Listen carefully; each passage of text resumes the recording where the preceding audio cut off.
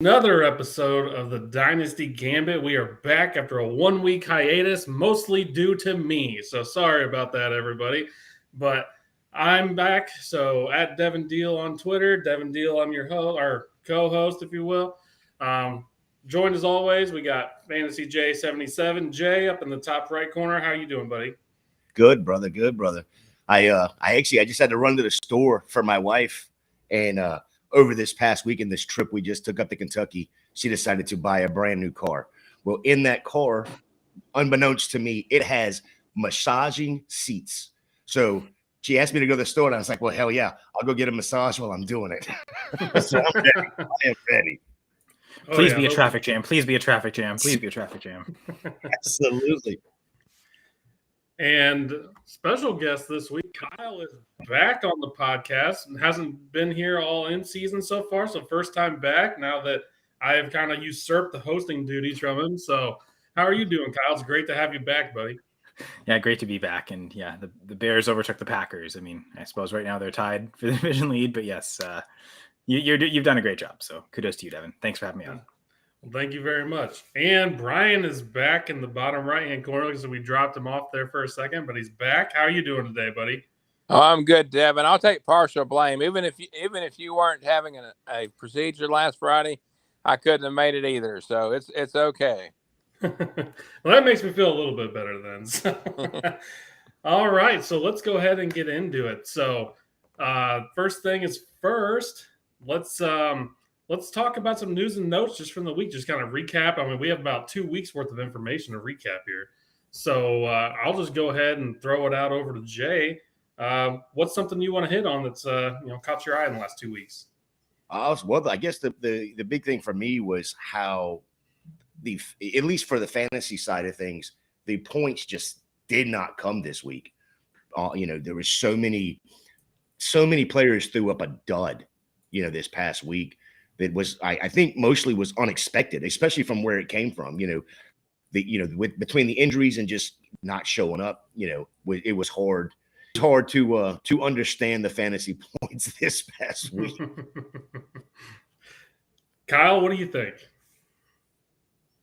Well, I guess have we talked about Tua's massive performance against the Ravens and the fact that he beat the Bills? I mean, playing tonight, it looks like Tua will be active. So I suppose that's the big fantasy story. And I mean, from a dynasty perspective, I think, the top 5-6 quarterbacks, I think, are still going to be the same. But I think guys like Russell Wilson, Dak Prescott, Trey Lance, Justin Fields have all kind of lost value. And suddenly, Jalen Hurts, I think, is unquestionably a top 7 quarterback in Dynasty. And Tua's probably not that far behind being in the top 12. And I'm sure Lawrence has gone up as well. I think I had him at QB 13 before the season, and now he's probably in the top 10 as well. So, so certainly some change at not the very top, but certainly the back end of the QB1s in Dynasty. That landscape seems to have changed just over 3 weeks, really.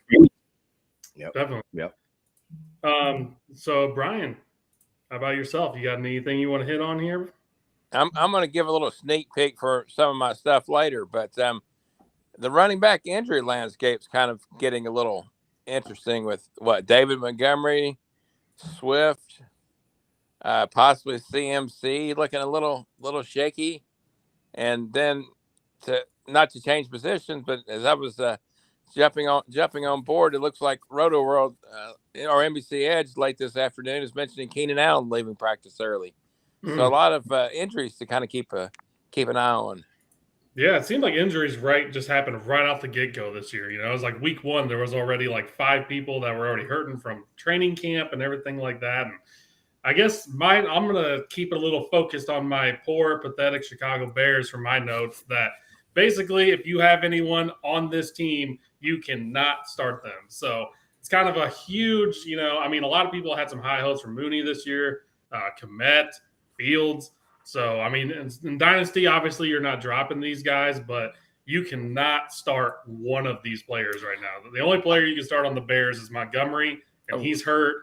If you have Herbert, if you picked up Khalil Herbert, then obviously you can start him as well. But anything in the pass game, you're out on the Bears. And then similarly, even, people had high hopes on the Panthers as well. That was kind of one that's kind of shocked me as well. I kind of thought Mayfield was going to look a little better than what he has, but it's pretty wild that in his career he cannot support a wide receiver one.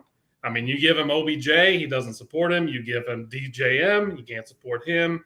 I mean, CMC's not even looking good in the pass game at the moment either. He's having good rushing games, but he's not really too involved in the pass game. So it's a lot of these guys that I was real high on to see, that their stock was possibly going to be going up.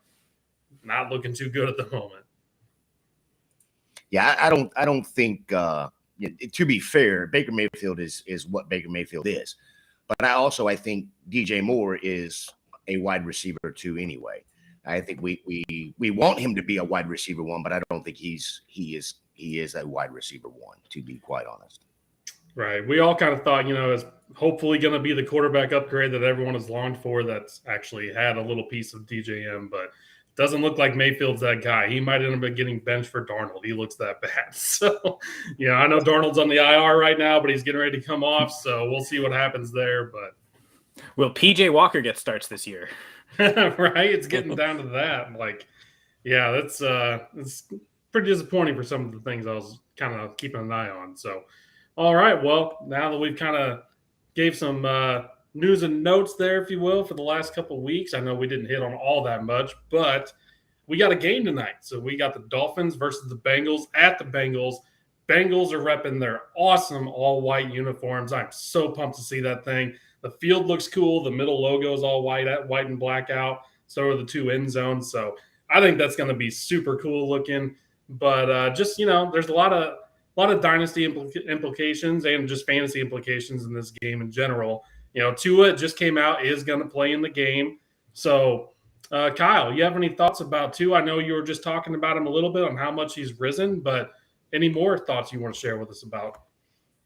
I think he's at a range where he's probably almost a must start, depending on certain situations. Single quarterback leagues, if you got him late enough, you may have an elite option. But if you took, I have one league where I took Dak and then happened to take Tua late, so it really bailed me out there on the Dak injury. So that I think you're, knowing that Tua is active, you're probably starting him across any league you have him in. So that'd be, I guess, just my quick takeaway there, right? Right. Yeah. I mean, he's got to be pretty much a must start, like you said. I mean, if he's not a QB1, he's like QB 13 overall or whatever, right there at like the top end of QB2. So, Jay, you have anything to add on Tua?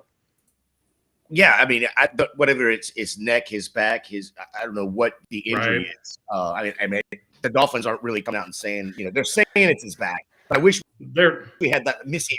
We need that Missy Elliott song right here. My neck, back, right here, perfect spot for it. But honestly, I'm with Kyle on this. I think he has risen to a quarterback one. You have to start him if he's playing. If the Dolphins are, then look, I was not the highest on Tua to start the season. I did not think he could. I didn't think he could sustain two wide receiver ones. Now, Hill's not looking like a wide receiver one unless Waddle's out of there. But, I mean, when you look at the numbers, they're 4 and 5 on the year right now.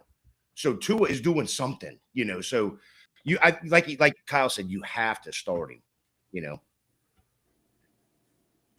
Yeah, that's I mean, he looks great, I mean, I'm in the same boat as you. I was not in the Tua non-believers or anything like that or whatever they call themselves down there. But yeah, he looks great. I don't have any shares of him. Like across any league, I don't have him in Dynasty. I don't have him in redraft. And it's looking like I might have made a mistake on it. I know a lot of people that have him in the Scott Fish Bowl are just super excited right now. Kyle being one of them there. The Mahomes Tua duo in Scott Fish Bowl is going to be nice. Yeah, that's 3 and 3 though, so I got to step up and do better the rest of my lineup. But that's nice having those two QBs. The one league that Kyle and I are in together with the Speak On It pod. Last week Kyle and I played each other, and I did win, by the way, but not by much, thanks to Tua going up a 40 burger, or 2 weeks ago a 40 burger. That was ridiculous. Yeah. So yeah, I mean, Kyle is one of those. I don't know if he believed in him or not. I don't care at this point. He can say he believed in him because he's put it on the field. So that's what matters. I almost took Kirk Cousins late there, but you know what? I've already got an older guy. Like, Dak, let's go with the younger. I don't want to make 2 in Dynasty. So no, I didn't believe in him, but thanks. I believe in him now though. Happy to start him, that's for sure. Because yeah, I mean, a Dak injury, he probably wouldn't have been in the lineup that week. So I guess yeah. Brian, you have any shots or thoughts to share with us on Tua? I'm going to be the pump the brakes, guys. I'm afraid. The question was that after that huge game against the Ravens, the question was out: is he a must start? My answer at the time, and it remains the same for me. In a one quarterback, 12 team or less league, where he was drafted probably ADP, very well you may have a quarterback that's better than Tua, and his stats against the Bills weren't all that great. So it depends on the matchup to me. Check your defensive points against. I don't think every single week you can just put him in your lineup and forget your lineup in a like I said, in a 12 team redraft or less. He's not there yet. It is going to be interesting to see, I would say, how they're going to hold up today in the game. Coming off a short week, that game was super hot. You had players cramping up, all the different kind of issues. Jay was already saying he had a concussion, back injury. We really don't know if that wasn't a concussion, then that's the worst back injury I've ever seen because he looked like he was out of it. So I know the NFL is actually investigating that with the Players Association on what's happened. But we do have a viewer coming in, and Patrick Harrison kind of alluding to that. I will say I was pretty skeptical too. Now just to plug the Monday night injury show, the Monday night pregame show.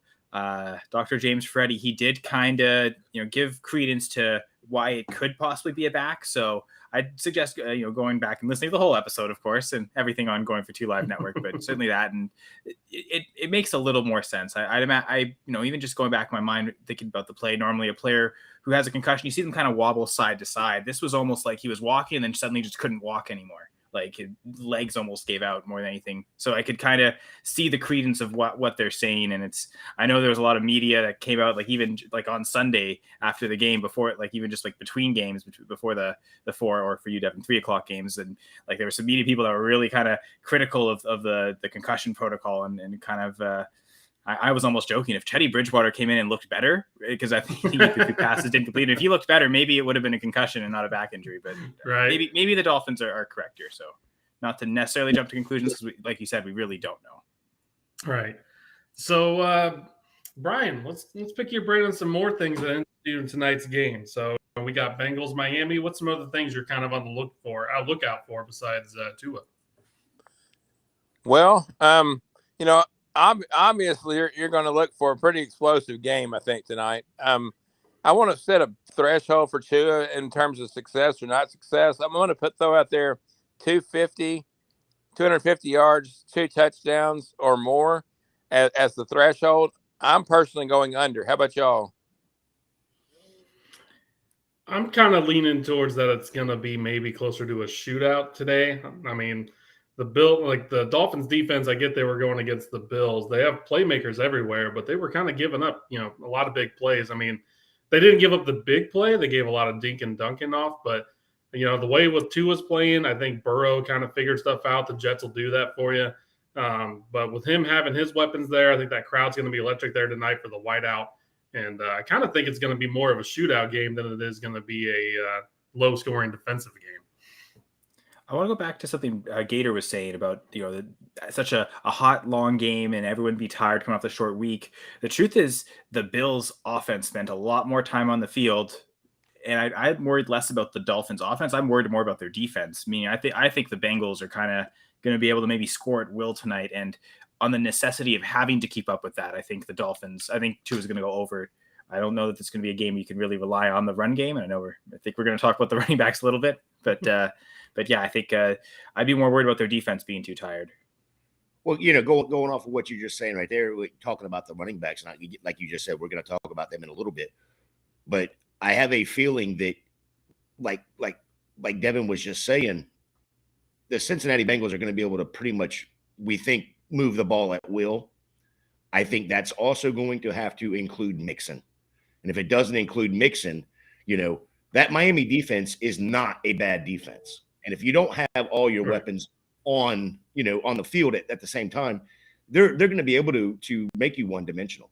And we've seen it where Joe Burrow has not been the greatest at times this year, whether it's an injury, whether it's, coming off the Super Bowl, that sort of thing, whatever it is.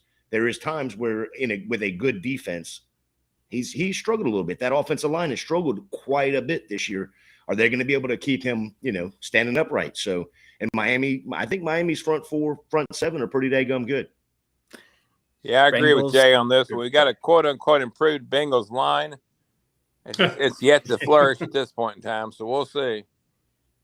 Yeah, and chemistry needs time to gel, but yeah, it doesn't look great so far. But Bengals Dolphins shootout. Although the only one I could think of is Fitzpatrick and Dalton at the end of the year in championship Sunday, messing up a bunch of people's title runs and trying to mess up each other's chances to get Joe Burrow.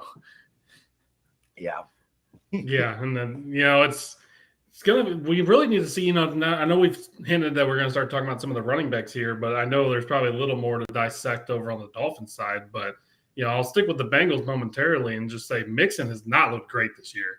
He's not really too involved in the pass game at the moment. The rush yards, I think he's averaging like 2.9 yards a carry, something like that. So, coming off that monster season he had last year, where I believe he had 16 touchdowns, a lot of people, drafted him pretty high, been waiting on this breakout game. A lot of people thought it was going to come last week against the Jets, and it just couldn't happen for him. So, just kind of interested in what you guys think about Joe Mixon right now and what his outlook is currently looking like. So, Jay, why don't you go ahead?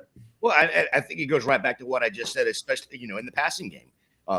Without the offensive line being able to create holes, being able to block, he's getting hit in the backfield. So, if that offensive line does not step up like we all think they should, they upgraded or allegedly upgraded that offensive line. To protect Burrow. And Burrow's been sacked almost many times in the first 3 games, and he's been sacked the whole season last year. It's that crazy that we're talking about him sitting on his ass, basically trying to throw the ball. When you've got 2 elite wide receivers and a third wide receiver, and then an elite back that he can't get the ball to because the offensive line can't protect him. Yeah, that offensive line is, like you said, a lot of. Sorry there, Kyle. Just going to say that. A lot of money spent, like you said, like La'el Collins coming over from the Cowboys. I've seen on Freezing Cold Takes when he commented that your personal bodyguard's here, no one's going to touch you all season, and they're kind of roasting him over that. So, that line looks bad. I would be very worried if I was in the Bengals ownership right now because you already saw him go through a catastrophic injury, and how many more of these chances is he going to have where he's going to be able to escape and be fine? So, Kyle, sorry. Go ahead. They got the left guard out of Tampa, Kappa. Yeah. Kappa. So, yeah. They put the correct bodies, or they thought they put the correct bodies. We'll see. Right. Kyle? Well, yeah, I'm looking at Football Outsiders offensive line numbers because I did want to see, okay, where are they actually ranked? And some lines, I know, just looking at your Bears, don't even have to look at the numbers. You could kind of see that they're better run blocking than pass blocking. And it's actually a big disparity. 9th and 32nd. Sorry about that. But the Bengals, they're 29th ranked in adjusted line yards run blocking, and then 29th in adjusted sack rate. 10.9% of dropbacks had taken a sack, and the adjusted line yards are at 3.55. I guess in terms of who's the lowest, it's actually the Bills, funny enough, at 3.43, just as kind of a reference of how close they are to the lowest, and then versus the Falcons at 5.25 adjusted line yards is the highest in the league. So you said they're ranked at 29 in both run blocking and pass blocking. It's funny that they're exactly 29th in both. It's 29, 30, 31. Yeah, so they're 4th worst. Yeah, and they're consistent. And it's funny. I guess the transition is the Dolphins are 30th. So in run blocking, they're a bit better in pass blocking. Actually, they're 13th. So the Dolphins are better passing unit, but not great run blocking, which maybe is a little hesitation on the running backs. Have we hinted at them enough to just talk about the running backs now from Miami? You can tell Gator and I are eager to get to this. Brian, I want to go back to Tua and your thoughts of the line you're drawing at him for the threshold of where you'd start him from a single quarterback perspective. So I don't know if any of the viewers, listeners have Tua decisions to make. For myself, I've got Carson Wentz as an option on the bench, and then I went and looked at who's available. Jared Goff, Daniel Jones, Marcus Mariota. I don't know if any of those are guys that you would play over Tua. Well, Tua is still above those guys, but I'm not ready to bring him up into the top 10 yet. I think I said this a couple of weeks ago. I'm right. I think the question, it may have been even on a different show. I do other podcasts. Y'all have to excuse me. But the question was, do you consider Tua a top 12? I said, if he is 11 or 12.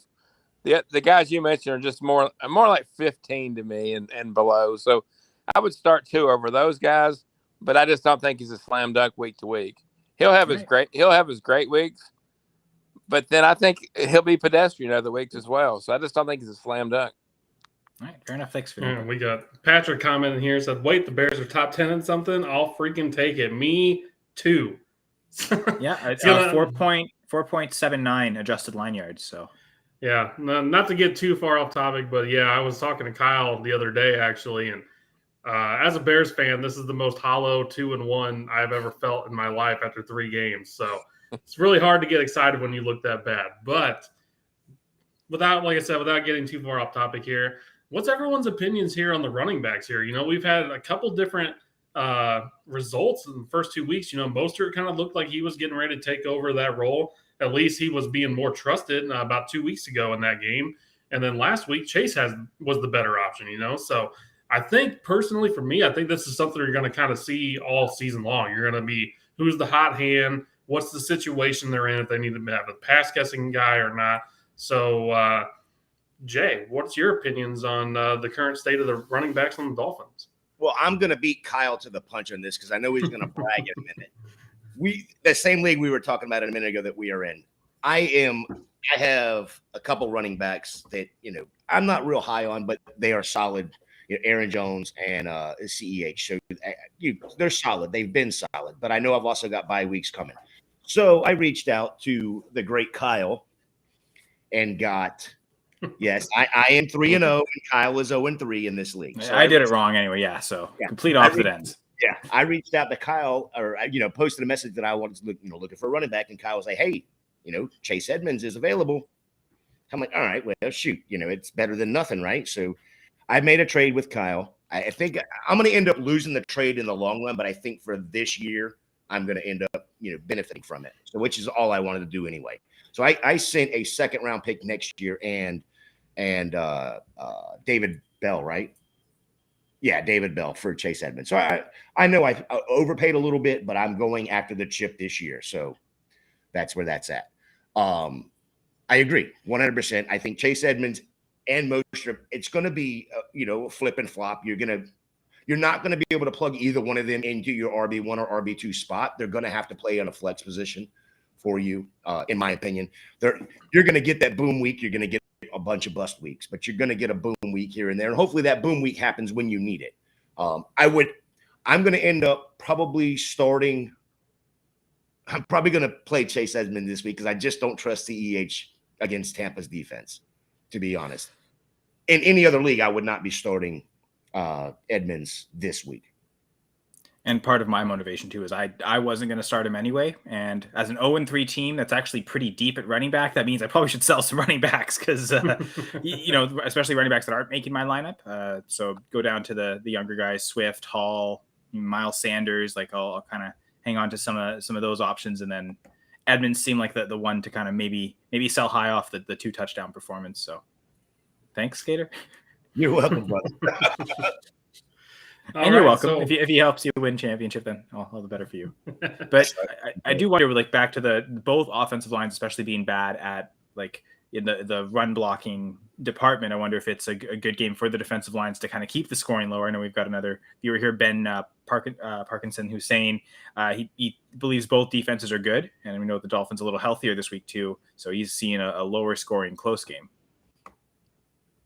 Yeah, I mean, I guess there's a world I see a lower scoring game, but 85-90% of me is like there is just too many offensive weapons on both sides of the both teams that are going to be on the field all the time. I just don't see dominant defenses being able, and I'm not saying either one of them are the dominant defense. They're both very good defenses, but I don't see them being able to shut down the offensive weapons of either Miami or Cincinnati.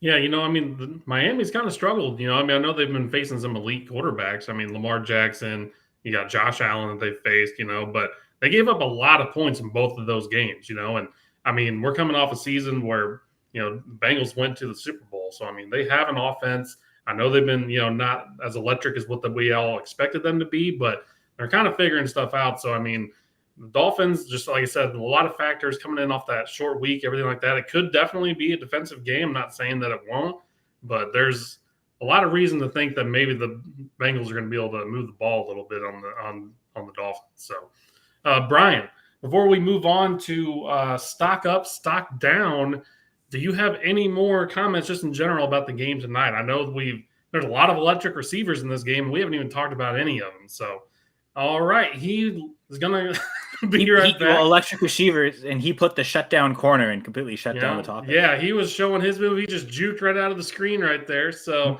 I'll go ahead and pass this back to Jay. Is there anything else? It doesn't have to be the receivers, but I'm just kind of shocked. I know it's kind of the way the conversation's gone, but there's some electric players in there. There's a lot of dynasty assets that are going to be started in tonight's game. Yeah, I think one of the biggest shocking things to me is you have three of the top 12 wide receivers and another one that could be in that same grouping if he hadn't been injured. With Hill and Waddle on the one side, they're 4 and 5 on the year right now. You've got, of course, Chase, which is 2. So I mean, in theory, you've got 3 of the top 5 wide receivers in one game.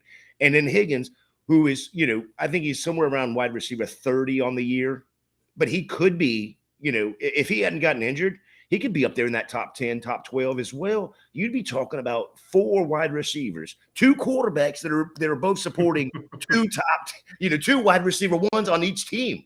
Yeah. What are we talking about? I mean, and they, so yeah, I'm super excited to see what wide receiving core steps up and wins the game. Yeah, especially even just talking about Higgins there, even with those injuries, he's still leading the Bengals right now in targets on the season. So, I mean, he seems to be, I don't know if people are just doubling Chase a little more this year, if they're actually just, kind of trying to take him out of the game there. But even going back to last year, it was a lot closer of a target of a split than it was, but I think what people would like to think. So, Kyle, any comments about any other dynasty assets going tonight? Wide receivers, tight ends, anything? I guess. Well, I mean, we're gonna get to the notes later on a certain player because someone else put Tyler Boyd in, but I know for myself, Tyler Boyd's my most rostered player in fantasy, redraft and dynasty combined. And unfortunately, last week, his big blow up week with the long touchdown. I think out of the 9 leagues I have him in, I think I started him in only 3 or 4, like it was less than half. And I'm flipping it this week. I think 7 of the 9 leagues he's in the lineup, and there's a couple where he won't be. But I also have this kind of thing where, uncertainty with injuries at times. Sometimes, okay, the players on Thursday, I kind of give them a bump just for the fact that they're playing Thursday, and I know that they're going to be in the lineups.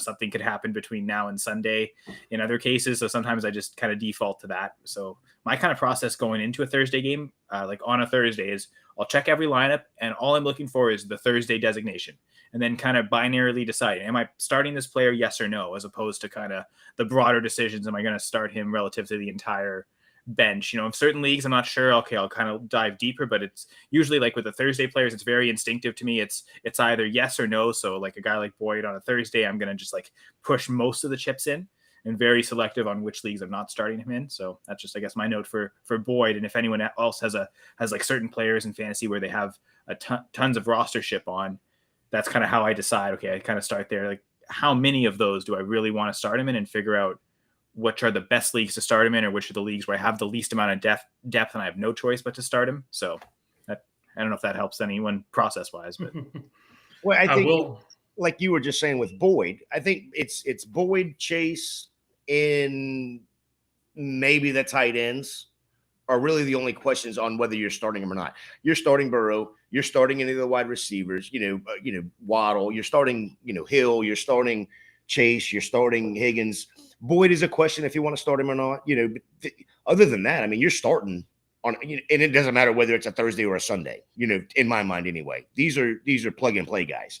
Boyd and Chase, I think, would be the other. And then who's the tight end over there in Cincinnati? Hurst. Yeah, Hurst. I think Hurst is actually hurt at the moment. Is he? Okay. I don't think you're playing Gesicki right now either. No, I don't think you can. I mean, that was kind of. I mean, I think we all kind of just in the fantasy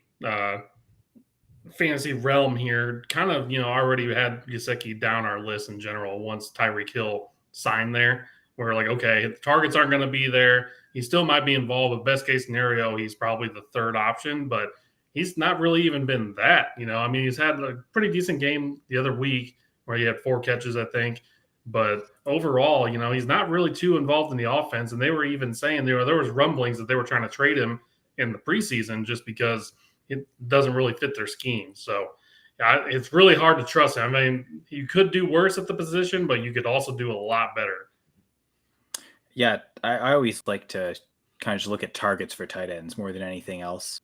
And Mike Gesicki has 6 targets through 3 games. That ties him for 37th in the league among all tight ends. Yeah. Yeah, so that's not Unions. That's not startable. That's Jeff Swaim and Noah Gray are right ahead of him. They have 7 targets each. Mo Ali Cox, who's been a complete disappointment this year, has 8 targets. So yeah, that's not even back of the bench worthy to be. I still I have Gesicki in Scott Fishbowl. I thought the clever Tua Gesicki stack. I wouldn't be able to get Tua stack him with Waddle or Hill. I thought I'd get the cheap stack, and I don't think I've played Gesicki yet this year. And yeah, he's kind of, maybe that's the next guy I cut if I need to pick someone up. Obviously, I had Sterling Shepard, so that was maybe a more obvious cut this week. But yeah, if I have to, one more really disappointing week with Gesicki, yeah, it's you're probably right. And here's the thing: if you're stuck, it might be a good time to cut him now, because this is another philosophy I have. Not so much in Dynasty, and then maybe this is the Dynasty Gambit, so maybe it doesn't apply into all leagues. But redraft specifically, if a player's not playing Thursday, I kind of like to just cut them. If they're not going to be in my lineup, I don't want them taking up a bench spot. And the idea is, I mean, if I drop them right before a Thursday game, they're going to be locked until the next week, thinking that there's enough games that go by then, even if they have a good performance, there might be enough other good performances, people will forget about them a little. And if they have a bad performance, they might be able to sneak them right back on anyway. So this might be I think there was one player I was kind of toying this idea with was Chase Claypool. But I just cut him in a league just to kind of free up a roster spot somewhere, so I can do whatever, have extra flexibility if I really want to try and pick him up next week. Thinking, actually, this was last week I did that, so that's why I thought of Claypool, because I did that kind of thinking last week with I guess it was a Steelers Browns. So that was, I think I did actually ended up doing that in the league where I just said, okay, I'm just going to cut him. He's not making my lineup. In most circumstances, he wouldn't be worthy of being cut, but again, knowing the timing of it, he's locking at game time. No one can just pick him up off waivers. Now they got to wait till next Wednesday. So that might also be a thing to do. And if you have Gesicki, that might be the time to do it. And even if he does blow up, I think he's so soured on, people may not want to pick him up. So good point, Gator, on him being droppable. If you still roster him right now, might be the best time to drop him. Yep. All right. So we are going to get ready to transition in to our stock up, stock down. But before we do that, we have a little promo code for you from Underdog Fantasy. So the promo code GF2, get your deposit match up to $100. So if you haven't done Underdog Fantasy yet, make sure you go check it out. Use the code GF2. They will deposit match up to $100. So great deal going on there as always. So make sure to take advantage of that. And let's just go ahead and get into stock up, stock down. So Jay, stock up. Who you got? Oh, stock up. We're going Trevor Lawrence. I mean, this dude has just been beat to hell by his coaching staff last year, by us by us talking on even fantasy. I mean, he was just garbage last year. I mean, to the point of people were taking him in the first round last year to talking about just cutting him out, getting him off rosters. And what has he done this year with Doug Peterson has come in. Now, here's a stat for you that I don't even know if y'all paid attention to this. So week 1, he threw 1 touchdown. Week 2, he threw 2 touchdowns. Last week, week 3, he threw 3 touchdowns. That can only mean one thing. Philadelphia Eagles this week, with it being week 4, we're talking 4 passing touchdowns. No, we can't. That's ridiculous, right? But here's one that's not ridiculous. He's only got 1 interception on the year. A guy that threw the most interceptions last year, a la Peyton Manning. Just keep that in the back of your mind. Dude has an offensive coach right now, and he's got some players. Stock up, Trevor Lawrence. Yeah, I thought when you said that that you were getting ready to go 4 interceptions. And I thought that's how you were going to end up doing that there. But Kyle, go ahead. Sorry about that. Yeah, so he's flipped his touchdown interception rate. Last year it was 2% touchdown rate, which is awful, and then a 2.8% interception rate, which is also awful.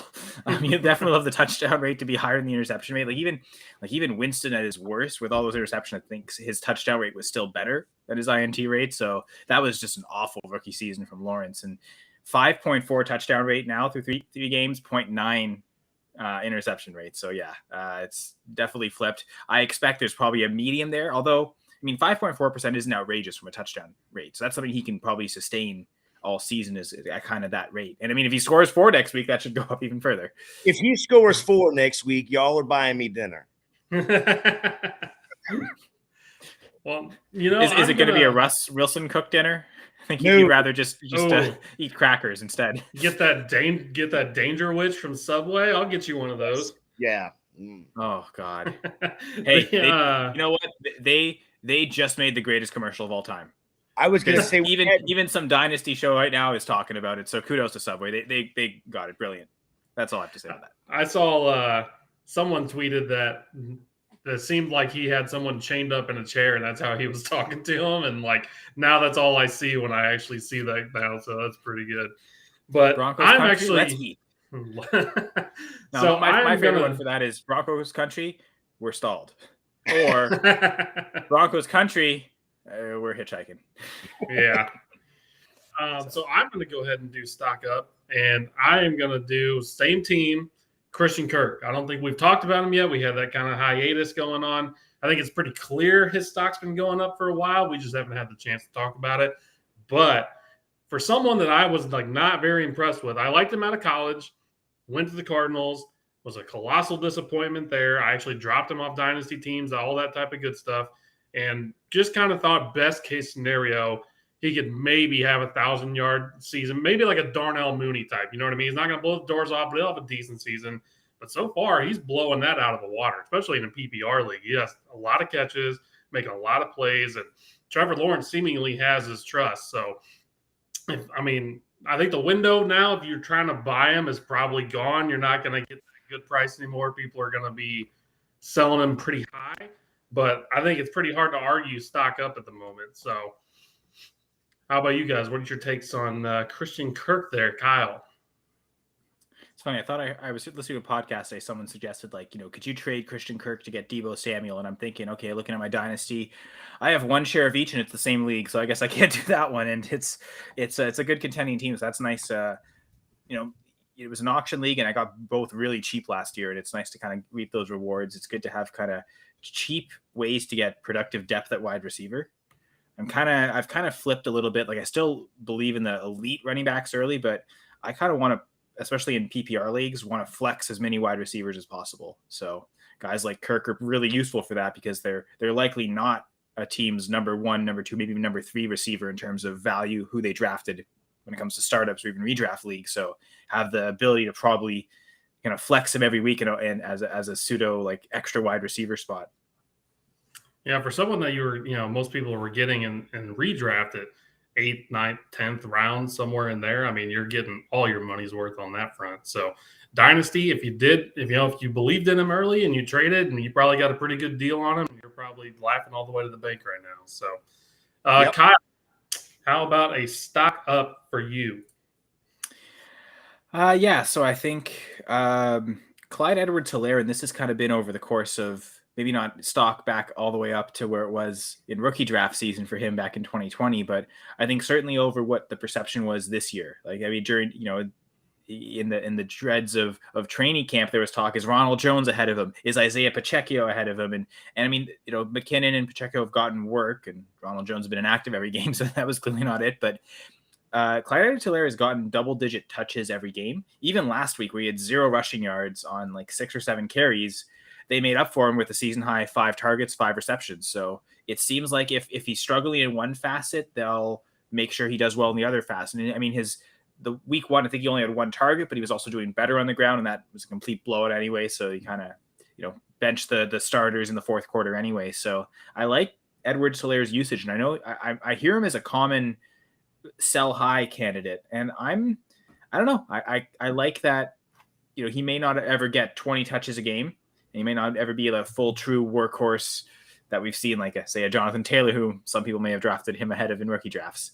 But it's similar to DeAndre Swift, as long as they're getting the high value touches, especially with Swift is the reception. So I actually like Clyde Edwards-Helaire this week as even still a top 12 running back. I think he's the running back 4 right now in fantasy football. So even RB 12, I think is where I have him in my rankings this week. That would be kind of lower than what he's been doing normally. And so a bit of a bump or a bit of a drop for a tough matchup against the Buccaneers. But I still think, Aaron Jones and AJ Dillon, if you combine their production, would be pretty good. It's just, they Right. each got 30 yards on the ground. They each caught 2-3 passes. If you could kind of consolidate that to one player, it would be a lot better. And I think that might happen this week with Edwards-Helaire. Yeah, I just pulled up his stats. Here's something that's kind of shocking because we, like you said a minute ago, we heard about all these other running backs coming in. We heard about Ronald Jones, and then all of a sudden they were going to cut Ronald Jones, but then Ronald Jones made the 53-man roster, and then he's just been inactive. So Clyde Edwards-Helaire has had 39, 44, and 40% snap share for the 3 games, right? 7 rushing attempts, 8 rushing attempts, and 7 rushing attempts. Only 1 TD rushing. But like you just said, he's getting the volume where it counts, especially for us fantasy managers. So he got 3 receptions. Or this is his reception. He's 100% when they throw the ball to him. 3 for 3 in week 1, 4 for 4 in week 2, and 5 for 5. That could mean 6 for 6 this week. I'm just guessing by the numbers. But anyway, so he's got two receiving touchdowns. So he's getting the ball where we want him to get the ball as a fantasy manager now. So that's a huge thing for me. It almost seems like he's one of the biggest beneficiaries of Hill leaving. We're wondering, okay, is McCole Hardman breakout happening? I was all in on Juju really taking over. It almost seems like what it means is if they're spreading out, there's not a clear wide receiver 2, and it just means more targets for the running backs and Edwards-Helaire by consequence. Yeah, if you remember my very first show with you guys, my breakout target was McCole Hardman because I thought he could take over that Hill spot. But I think, honestly, they've done it with CEH. So great call on the stock up there. I want to actually pat myself on the back for the Breece Hall take because I actually thought this is how they were going to split it. His excellent receiving work in college would mean Hall would be the passing down back, and Michael Carter would still lead into the goal line work, which has happened, unfortunately. So I think eventually Hall is going to take that work all himself. But to be honest, Michael Carter never really impressed me as a pass catching back. They kind of were forced to use him last year, but I always kind of envisioned if they were going to invest this highly in Hall, it was to kind of use him in the high leverage touches. So I actually thought a lot of people were expecting the opposite, like goal line. I remember like Jeff's co-host on the Armchair Show every Wednesday, which everyone should check out on the Going for Two Live network. He came on my podcast and we talked about projections and comparing the Michael Carter, Breece Hall projections. And I had them at like equal rushing touchdowns, but with Breece Hall with more receiving. I think Ryan had Hall with 8-9 rushing touchdowns, Michael Carter only with 3, but the receiving work was more towards Carter, whereas I had kind of the opposite where they'd split the goal line work and have more receiving work. So that is something that I called, but yeah, I'm glad I have that. Again, having Breece Hall was a reason I was able to sell Chase Edmonds in that one league to you, Gator, having younger depth at running back. I feel like a guy that's already on his second contract, maybe that's the time to sell him. Yep. Yeah. And Breece Hall took over the lead in the snap share last week. So it's going to Breece. So yeah, that's kind of what I was getting ready to say as well. Is the first week it was here. I guess now it's it started to even out last week, and now it's I think it's just going to keep going through to where Hall's just going to keep taking more and more of that load until finally that job's his. Yep.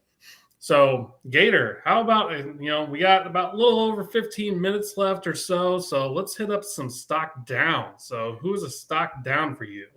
I've got to get some tissue on this one, and I know Kyle.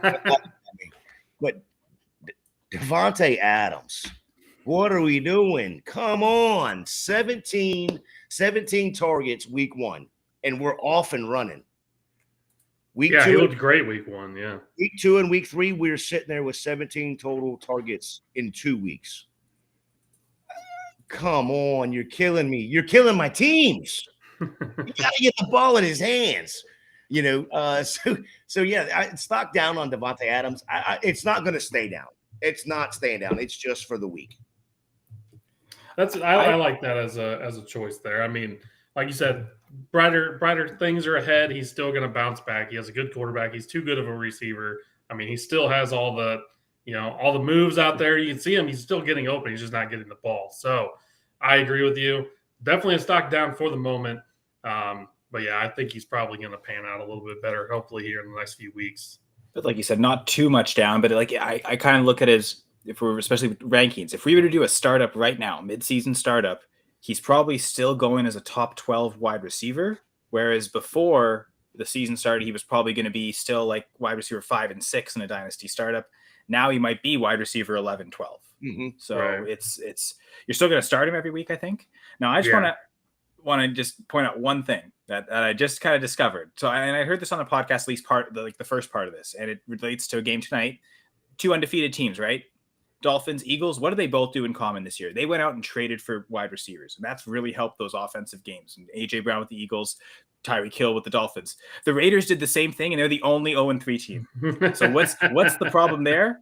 My thing was always that was the worst head coach hire this cycle, and I kind of feel validated on that a little. I still think Hackett's the worst head coach of this group, but the problem with me and McDaniels is by hiring McDaniels, they lost Rich Bisaccia.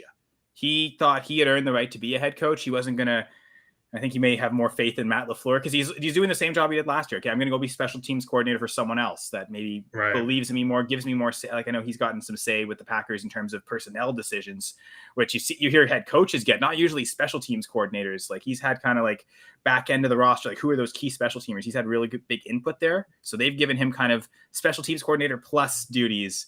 And I think he would have been the guy for the job. Honestly, it seemed like he galvanized the locker room. I know special teams coordinators there's not too many head coaches, but I'll argue the third best head coach in the NFL is a former special teams coordinator in John Harbaugh. Harbaugh. I thought Bisaccia was the guy for the job, and I think the Raiders have completely fumbled the season simply because they didn't just keep him as head coach. So I'll take a victory lap on that. So I like victory lap. Thanks for having me on. I like this. I was in the sidecar there with you on that take. So that was one of my least favorite hires of the season. I was really panicking when it was rumored that he was going to the Bears. So I didn't want any part of him. I just, ever since he fumbled it so badly with the Broncos, add on that every single coordinator who comes from the Belichick tree does not pan out. And just, it's not a great projection for his career. So I'm going to go ahead and give my stock down for right now. So as everyone knows here, I am a big – Sorry, Devin. I'll put that away. Jeff had That's great – actually true. That's actually true. And, Jeff, that hurts my feelings, but, when you're right, you're right. But you can also almost say this for most players on the team I'm getting ready to talk about, and that's in the Denver Broncos, but specifically Albert Aquabanon. He is unstartable. A lot of people, thought he was really going to take over the starting role there, be really involved, maybe like the third option on that team.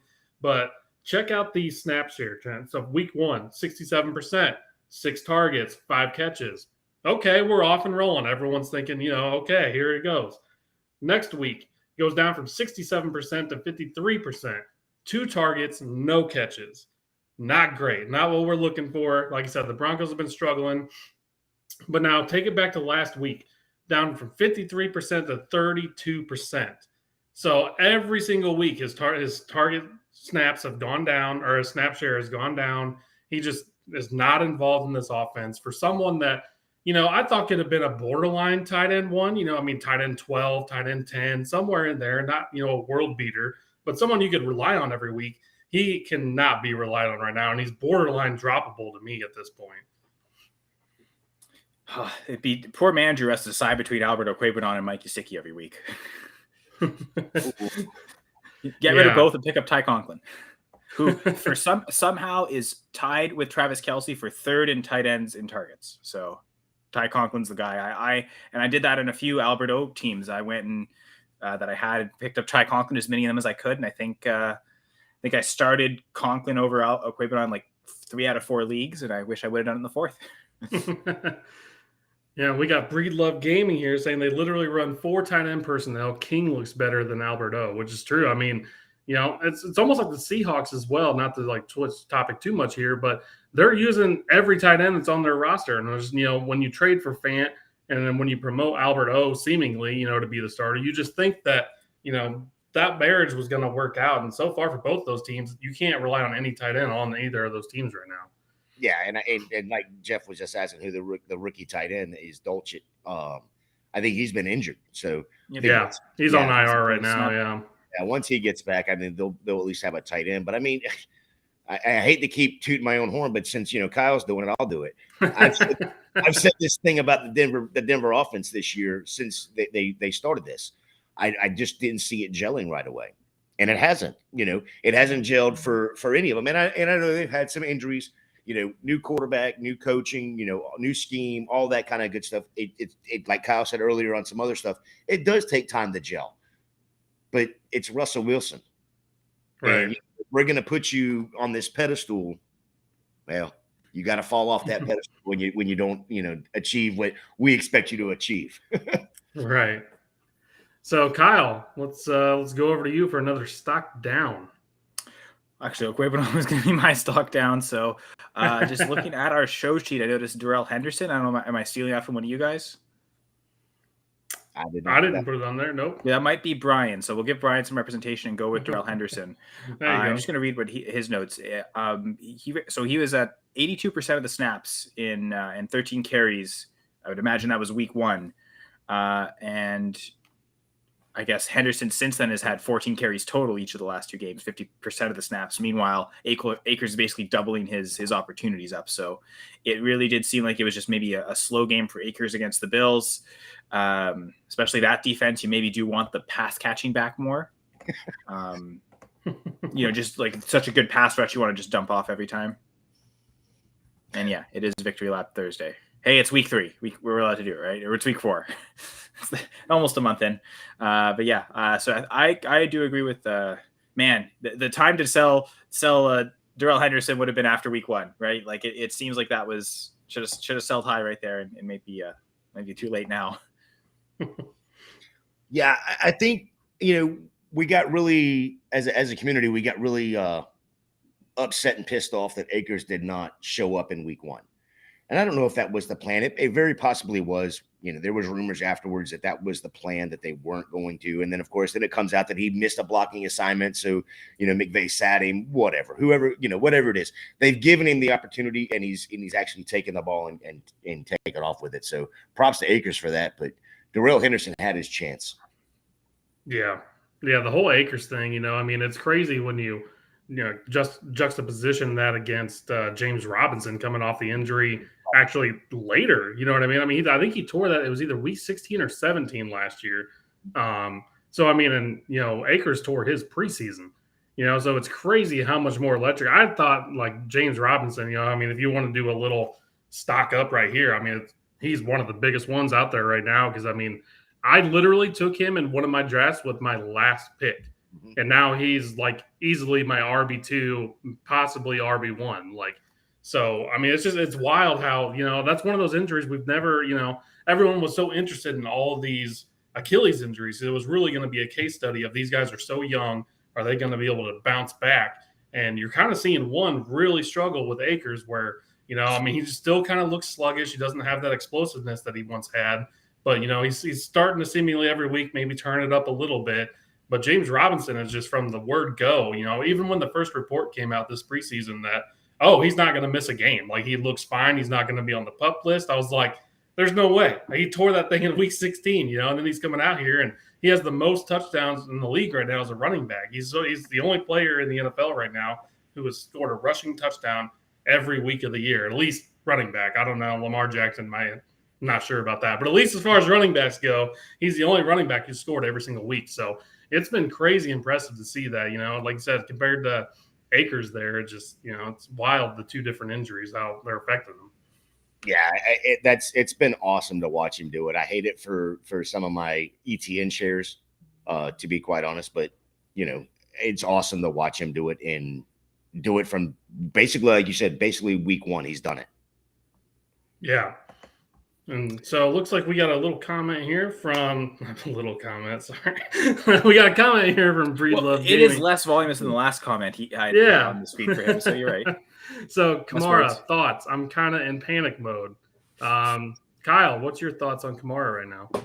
Well, I just went and looked up the Saints, and I think the perception going into the season was, okay, Kamara is probably going to be, first, maybe second on the team in targets, depending on Michael Thomas's health. I think he's sixth right now, or fifth. He is fifth. But what's disturbing is Jawan Johnson has more targets, receptions, and receiving yards than Kamara. So that's a little concerning, I think. And it seems like this offense really turned towards Chris Olave. I think the initial concerns when Winston was there, Winston doesn't throw to the running backs. I know I was someone who was maybe chiming more for Winston never had a great pass catching back like Kamara. I remember going back and looking up, I think it was Charles Sims who had the previous record for most receptions in a season on a Winston-led offense, which even after last year with the Saints is actually still the case. Sims had more catches that whatever it was, 2015, 2016, whatever season it was, than Kamara had last year. So I think that's the really concerning part, because he's always managed to be an RB1 with like maybe right around 200 carries, sometimes a lot of seasons even less than that, because he had always 80 receptions. And that's really gone away. So yeah, I'm kind of in panic mode. I suppose, trying to sell now would be trying to sell low, but do you guys see a horizon where he has a big, stop the panic game? Stop the panic. Stop the panic. Okay. Turn the lights off. Turn the panic light off. Let me explain something to you. Let me explain something right quick. Okay, Jameis Winston. Week 1, 0 interceptions, 2 touchdowns. The last 2 weeks, he's had 1 touchdown each week. He's thrown 5 picks. That's Jameis Winston for you. They are going to have to settle him down. He's also been injured a little bit with his back. If you throw it to Kamara, you don't have to throw it as far. You don't have to crank on your back as much. With him being hurt, if he doesn't play this Sunday, remember that's a 9:30 a.m. game for us. Be 8:30 for you, Devin. Yeah. And even earlier for you, Kyle, right? No, I'm on the East Coast. Okay. So if Winston doesn't play, it's Andy Dalton who will absolutely just pepper Kamara with targets. Now, I'm saying all this in a redraft just this year because they also pushed back his court date to November today. So he will be suspended, but it's going to be next year before he even sees that. So don't sell him right now. Give him 1 or 2 more weeks. Let's see what's going to happen, because he is an elite back, and he's a damn good pass catcher. Definitely. I see a little bit of both sides. I'm definitely panicking a little bit if I'm a Kamara owner, especially in Dynasty. Like you said, his arraignment got pushed back to November. So he's going to get suspended, like you said, for next year. I believe he's 27 now. Going to be 28 next season. So, it's already past, the age cliff that we like to see for the running backs, which the elite ones like Kamara, you give them a little more runway than what you're going to give some of the other guys. But, if you're not contending right now in Dynasty and you have him on your roster, probably want to look at, selling right now doesn't make sense. You're going to be selling for bottom dollar just because he's not performing. But, keep an eye out for, if someone loses a running back in the next few weeks and needs something, you know what I mean? And maybe think about trading off that asset, because he's probably looking at some kind of suspension next year. I probably wouldn't guess more than like 4 or 6 games, but still, with its usage already coming back a little bit, not being the same player he kind of was with Drew Brees there, which, how can anyone expect you to be? But still, just specifically in that scenario, I would be keeping that on my radar in the future, that, hey, in the next month or so, you might need to be moving him and getting what you can out of him. Well, I'd even look a little sooner than a month away. I'd look for a couple of weeks. I like Gator's idea of maybe taking advantage of an Andy Dalton start with a lot of dump offs. Yeah. I'm looking at their schedule. So Vikings in London, and then the Seahawks the week after. Man, if he can't get it done against the Seahawks, you're probably there's not going to be a better week anyway, because I look at the schedule after that. Bengals, Cardinals, Raiders, Ravens, Steelers, Rams, 49ers, Buccaneers. Like, it just keeps getting worse and worse in terms of run defenses you're facing. You have the bye week late, and then maybe a fantasy playoff push of Falcons, Browns, and Eagles. Like, I really don't love that. Like, Yeah, mini that's a tough matchups at all. schedule. So I'd look to target him after that Seahawks game, thinking that's maybe about as good as it's going to get, and look to trade after the Seahawks game, personally. Yeah, I don't know what podcast you were listening to earlier, but I was listening to one as well. And, I thought maybe it was the same one when you brought up the Christian Kirk and trading Christian Kirk. And one of the guys on there was talking about capitalizing on Kirk and trading straight up for Kamara. And I was like, wow. I mean, that's how much value Christian Kirk has gotten going up, and how much stock has come down for Kamara. It's funny how you said that. I almost thought, like, would I want to do that as a Kirk manager? Right. I'm saying, wow, that's just the way the pendulum has swung for these two guys. I just thought that's kind of crazy. And so I hope that answers his question, though. Yeah. Yeah. So thanks, guys. Thanks for the insight. He appreciates it. He said, so sell him week 6. Yes. So you're on the right track. Yep. So, all right, guys. Well, it is 7:00. It is almost game time. So I think we're going to wrap this show up. If everyone just wants to kind of give their last thoughts, tell people where they can find you, what's kind of going on in your own little Twitter sphere and everything like that. So let's get ready for this game tonight. So Gator, why don't you go ahead, take it away. Well, I want to hit one more thing that we were supposed to talk on. And I think there's one player that I really wanted to watch tonight, and that's Tyler Boyd. The first 2 weeks, he got 80% snap share, 6 of 9 receptions for 50 yards and a touchdown, with 18 total points in the first 2 weeks. And then last week, he just blew it up. But he was only on the field 69% of the time and got 20 points. So keep an eye on Tyler Boyd tonight. See how that works out with that 3 wide receiver set there. But you can find me over on the Bluebird app, Fantasy J77. Come check me out over there. You can find me here on Thursday nights. You can find me with Fantasy Intervention on Wednesday night at 8:00. I had a fun time tonight, guys. Looking forward to it next week too.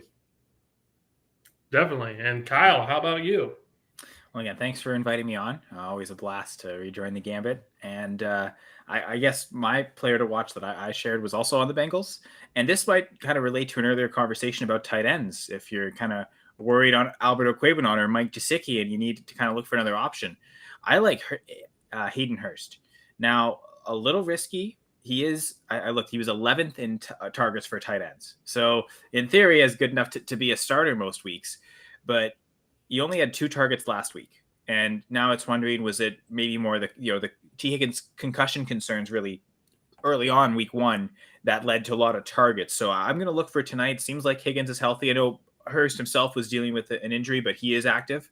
So I think that's a guy that I'm going to be watching. I noticed one of the things in the game week 1, especially against the Steelers, they were kind of designing him touches like his carry opportunities, rushing attempts in the red zone and things like that. So it seemed like, okay, they were kind of prioritizing getting the ball in his hands. I think they've maybe gone away from that the last couple of weeks. So it's going to be interesting to see how they use him. If they feel like that's a way to exploit the Miami defense, or if they believe their corners are so injured and that's where they want to attack through the outside. Maybe it's not a great week for Hurst, but I don't know. I think if I had to choose between playing Hayden Hurst or Aquabanon or Gesicki, I'd go with Hurst. Just follow all the targets he's had. I know last week was a bit of an anomaly, but well, we'll see. Maybe it's not. Maybe that's the new trend. But again, if he only had 2 targets last week, but that's what Aquabanon had. So I don't think you're getting really any more upside there. So if you're kind of looking at pivots off of them, a guy like Hurst maybe been questionable this week. Maybe people didn't pick him up. If he was available, might still be available to pick up. And you've got 10 minutes to do so. But yeah, I think if anyone's looking for a tight end, he might be the one to go look for it. If you're looking to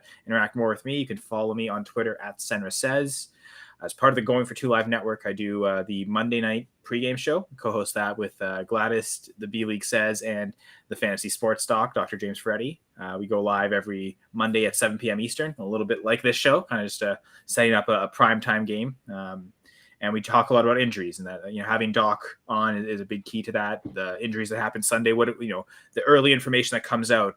A lot of Doc's interpretation is what are teams saying and how do we kind of read between the lines to kind of see patterns of what certain, without saying things, what they're actually saying. And I think Doc is one of the best at that injury wise. And talking today with injury, I think in the Going for 2 Live chat, I kind of find that's the best injury analysis as opposed to some injury docs, not to throw shade at that focus on the injury videos. Okay, trying to interpret, how they, looking at the video to determine how they got injured. But I think a wholesale approach is great too, and looking at what the teams are saying about it, and not just disregarding, teams, they never say anything about injuries, but there's without saying stuff, they might be saying things. There might be some ways to discern information. I know I've gotten a lot better at that, just learning from Doc. So I encourage everyone to kind of check out our Monday shows, and you can also learn from Doc as well.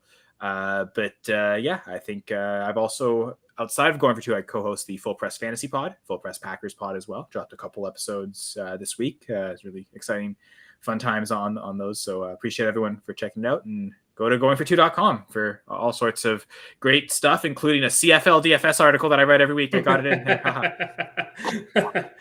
So, yeah, and then you can find me at Devin Deal on Twitter. And I guess, my player to keep an eye on, we've already kind of talked about this player to nauseum tonight, but it's going to be Tua Tagovailoa.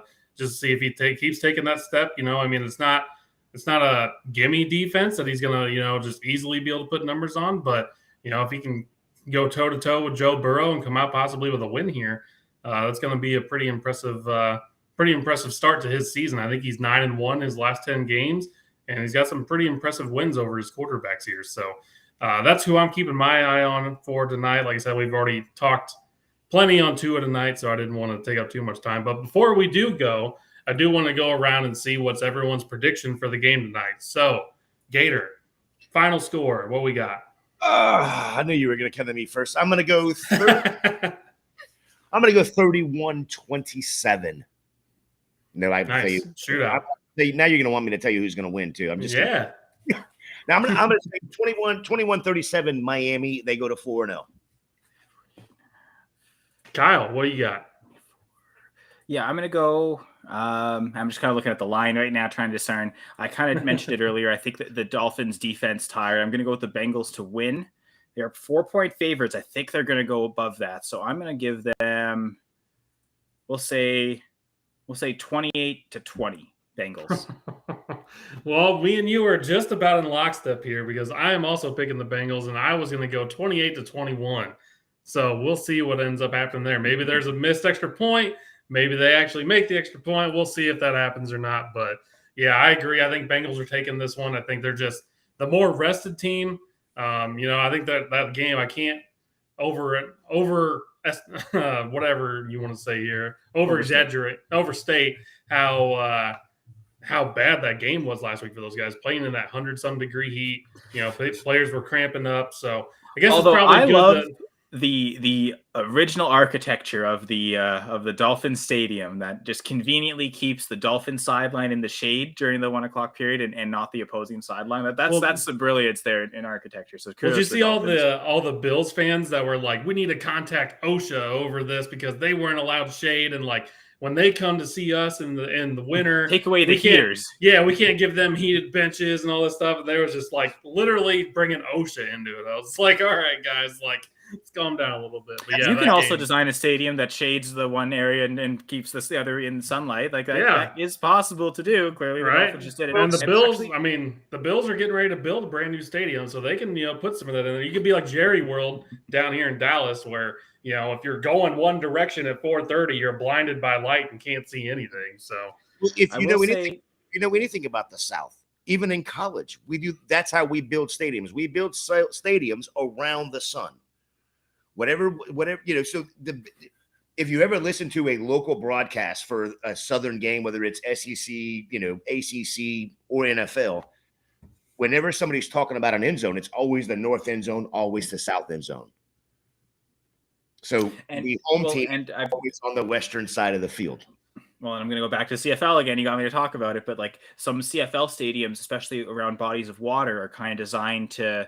They don't want the field parallel to the water, so having crosswinds, they want a wind going end zone to end zone as opposed to sideline. So in Hamilton especially, which is right on Lake Ontario, you tend to always hear that the teams will want to always defer and get to the fourth quarter and choose direction. Like I want the wind at my back in the fourth quarter. So that's kind of what teams always prioritize in Hamilton specifically, but I know there's a couple other stadiums where anything around a body of water they'll try and do that. So all right, guys. Well, we are about 5 minutes away from kickoff, so we're going to get out of here. I just want to remind everybody, you have 5 minutes to do this.